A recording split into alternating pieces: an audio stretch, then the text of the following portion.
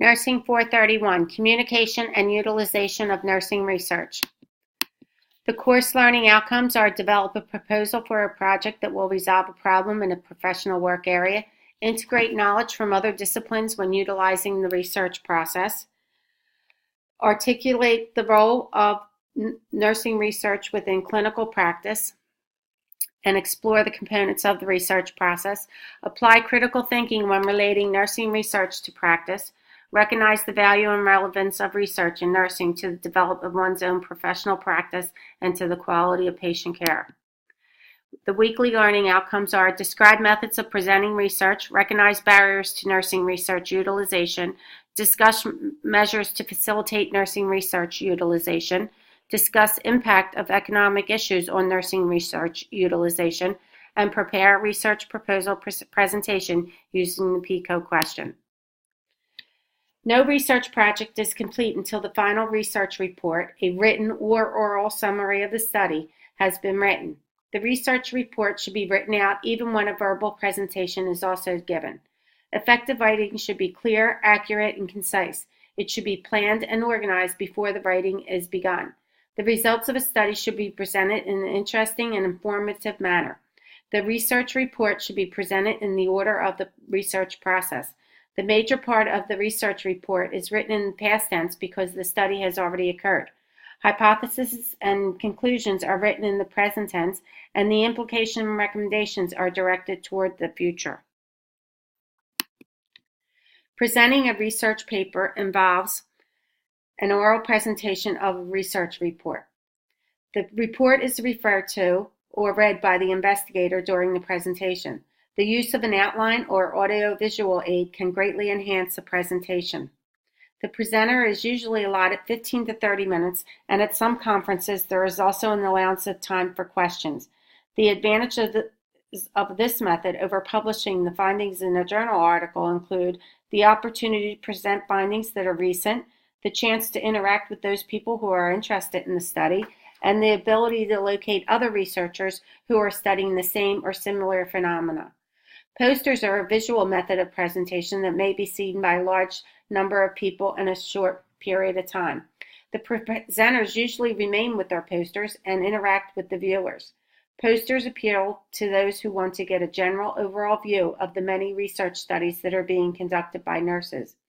The initial view of the poster is important, so attractive color combinations should be used. Diagrams, graphs, and tables are effective means of presenting the findings of a study. The poster should contain the research questions, hypothesis, a description of the sample, the methods, the findings, and the major conclusions of the study. Preparing a journal article involves summarizing research reports and providing brief coverage of the findings. The sections of the article and the format will vary according to the journal, but most articles contain an introduction, a review of literature, the methods, the findings, and a discussion. A journal may be selected before or after the manuscript is prepared. If the manuscript is written first, the author then seeks a journal that is appropriate for the proposed article as written.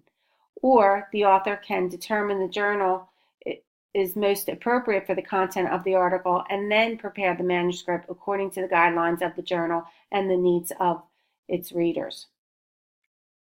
You need to find journals that the manuscripts are evaluated using panels of expert colleagues that are chosen by the journal's editorial staff. A peer review is when manuscripts are evaluated by professional colleagues who are content or methodological experts. In a blind review, the reviewers are not aware of the author's identity before the manuscript is evaluated. Some journals are beginning to introduce an open review process in which the reviewer signs his or her reviews.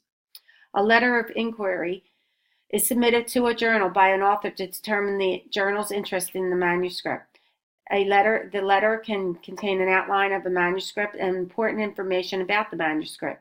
If more than one journal is willing to accept the manuscript, then a decision must be made as to which journal to choose.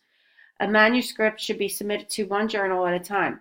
Once the manuscript is submitted and revised, galley proofs or sheets of paper showing how the article will appear in typeset form are sent to the author to be proofread for errors. When funding is received for a study, the researcher is nearly always expected to provide a final report at the completion of the project. This report may be a brief summary or a lengthy report outlining the steps in the research process. Theses and dissertations are an important means of communication for research studies that are conducted to fulfill educational requirements.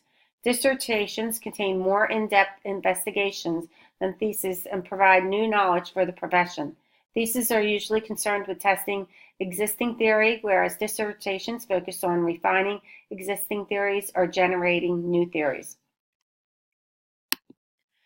5 of the most common barriers to nursing research utilization are nurses' lack of knowledge of nursing research, nurses' negative attitudes towards research, inadequate means of disseminating nursing research findings, lack of institutional support for research, and lastly, study findings that are not ready for use in nursing practice.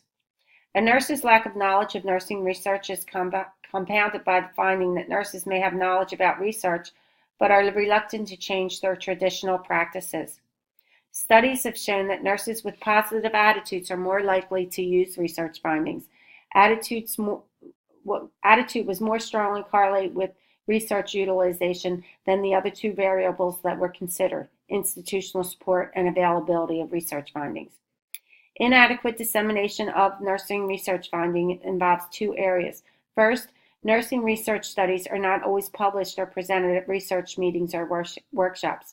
Second, studies that are published or presented are frequently written for researchers rather than for practicing clinicians. Nurses frequently perceive that there is little institutional support for nursing research. Nurses say that poor institutional support is shown by there having a lack of authority to change patient care procedures and insufficient time to implement new practices. In order for research to be ready for use in practice, the findings must have been replicated in several clinical settings with similar results found. Rogers' in 1995 innovation diffusion model contains 5 stages. They are knowledge, persuasion, decision, implementation, and confirmation. Stetler's revised model, there are 5 phases: preparation, validation, comparative evaluation and decision-making, translation/application, and lastly, evaluation. The Iowa model has several steps. First, a problem is identified that is based on problem-focused triggers or on knowledge-focused triggers. Second, the decision is then made as to whether the problem is a priority for the organization. Next, a team is assembled to develop, implement, and evaluate the project. Then the literature is searched and the critiquing process begins. Finally, the evidence-based project is ready for implementation and evaluation must follow.